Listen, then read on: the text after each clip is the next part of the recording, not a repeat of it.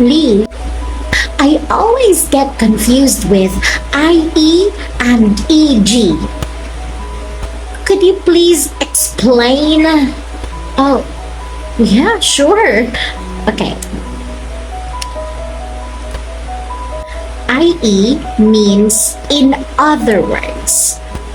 For example, I really love eating various desserts, i.e., chocolate cake, ice cream, apple pie. Oh, I see. What about EG? Well, EG means for example. So again, let's continue talking about desserts. I'll say there are many desserts to choose from.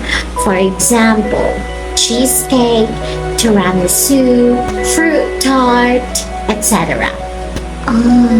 So in this case, I'm just giving you some examples of the desserts that I would love to choose from.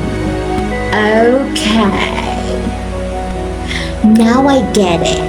IE is when you want to clarify something, and EG when you want to show more examples. I get it. Thank you so much, Lee. You're always welcome.